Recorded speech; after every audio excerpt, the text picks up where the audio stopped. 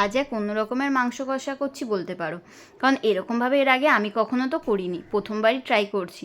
আসলে অনেক রকমের ভিডিও কদিন ধরে দেখছিলাম, তার মধ্যে থেকেই নিজের মতো পছন্দ মতো কিছু কিছু জিনিস দেখে নিয়ে সেই রকমভাবেই করার চেষ্টা করছি। এর আগে আমি নর্মালি মাংস যেমন করে সেরকমই করেছি, তো এটা মাংস কষা বলতে পারো, মাংস কিমা বলতে পারো, যেটা তোমাদের ইচ্ছা।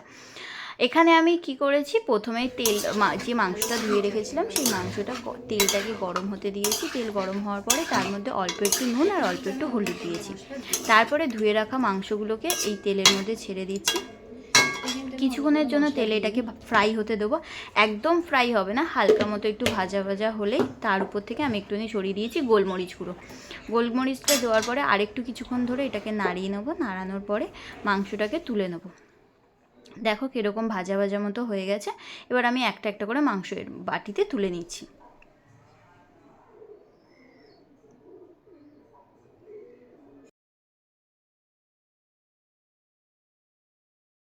সব মাংসগুলোকে বাটিতে তোলা হয়ে গেলে এর মধ্যে যে জল জল ভাবটা রয়েছে, এটা হয়তো গোলমরিচ গুঁড়োর জন্যই হয়েছে।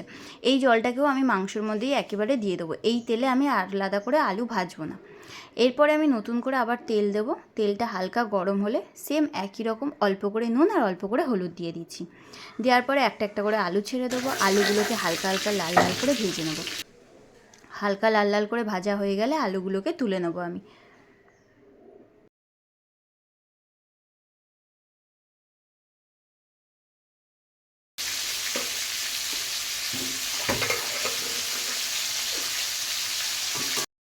দেখো হালকা গোল্ডেন কালার এসে গেছে, আমি এবার আলুগুলোকে তুলে নিচ্ছি। এরপর এখানে অনেকেই অ্যাড করে গরম মশলা, কিন্তু আমি আজকে গরম মশলা অ্যাড করছি না। আমি কিছুটা পেঁয়াজ বেটে রেখে দিয়েছি, আর তার আগে আমি টমেটো আর কাঁচা লঙ্কা একসঙ্গে পেস্ট করে নিয়েছি, আর আলাদা করে পেঁয়াজটাকে বেটে নিয়েছি। এবার আমি টমেটো আর কাঁচা লঙ্কা যে পেস্টটা করেছি এই পেস্টটা মাংসের মধ্যে দিয়ে দেবো, দিয়ে ম্যারিনেট করে রেখে দেবো কিছুক্ষণের জন্য। ততক্ষণে আমি ওদিকে গ্যাসে যে তেলটা গরম করতে দিয়েছি পেঁয়াজ বাটাটা দিয়ে দেবো।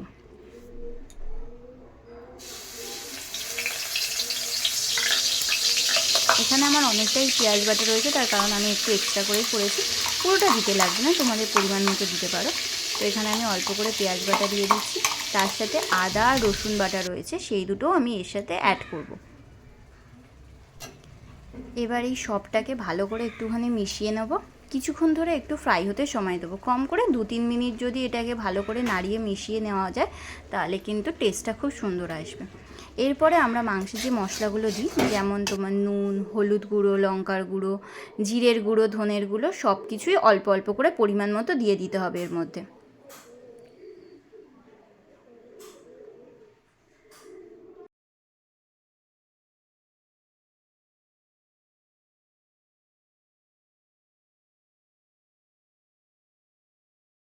এবার এই পুরো মশলাটাকে ভালো করে কিছুক্ষণ ধরে নাড়াতে হবে। আমি এখানে লঙ্কার গুঁড়োটা কম ইউজ করছি, কারণ কাঁচা লঙ্কাও আমি এখানে যেহেতু পেস্ট দিয়েছি। এবার ভালো করে এটাকে মিশিয়ে নেওয়ার পরে কিছুক্ষণ, কম করে 2-3 মিনিট এই মশলাটাকে একটুখানি পাকার জন্য সময় দিতে হবে। হালকা হালকা গোল্ডেন ব্রাউন কালার হয়ে গেলে আমি এর মধ্যে যে মাংসটা তুলে রেখেছিলাম আর আলুটা তুলে রেখেছিলাম একসাথে সবটাকে এর মধ্যে অ্যাড করে দেবো। তারপরে ভালোভাবে পুরোটাকে মিশিয়ে নেব, যাতে মশলাগুলো পুরো মাংসের ভিতরে ঢুকে যায়। দেখো তোমরা হয়তো বুঝতে পারছো, আমার কিন্তু পুরো মশলাটা পুরো মাংসের গায়ে মাখানো হয়ে গেছে। এরপর আমি কিছুক্ষণ এটাকে ছেড়ে দেবো। কিছুক্ষণের জন্য এটাকে ছেড়ে দেবো, যতক্ষণ না এটার ভিতর থেকে তেল বেরোচ্ছে, মানে এটাকে আমি কষার জন্য ছেড়ে দিলাম। দেখো এখানে আমার কষা পুরো একদম রেডি হয়ে গেছে, তেলও বেরোচ্ছে। এরপরে আমি কি করেছি, এই জিনিসটা আমি করি না কিন্তু আজকে করলাম, জলটা যে অ্যাড করি জলটা গরম করেছি, হালকা একটু গরম করে সেই গরম জলটা এর মধ্যে অ্যাড করছি।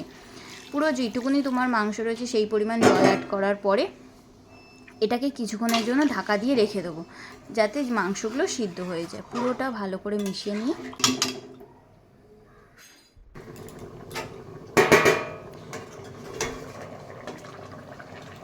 এখানে আমার মাংস পুরো সিদ্ধ হয়ে গেছে আর টক টক করে ফুটছে। এবার আমার নামিয়ে নিতে হবে। তার আগে আমি মার কিছু স্পেশাল মশলা, যে মশলাটা আমার নিরামিষ হোক আমিষ হোক সব কিছুতে ইউজ করে, এই মশলাটা এর উপর থেকে ছড়িয়ে দেবো। এটাতে গন্ধটা খুব সুন্দর আসে। আর তার সাথে আমি একটুখানি অ্যাড করব ঘি। ঘি দিলে তো এমনিতেই গন্ধটা আরও সুন্দর বেড়ে যায়। তো এখানে অল্প করে আমি অ্যাড করে দিচ্ছি ঘি। আর আজকে আমার এই নতুন স্পেশাল মাংস কষা রেডি হয়ে গেল। তোমাদের কেমন লাগলো অবশ্যই লিখে জানিও কিন্তু। আর যদি ভালো লাগে অবশ্যই একটা লাইক করে যাও।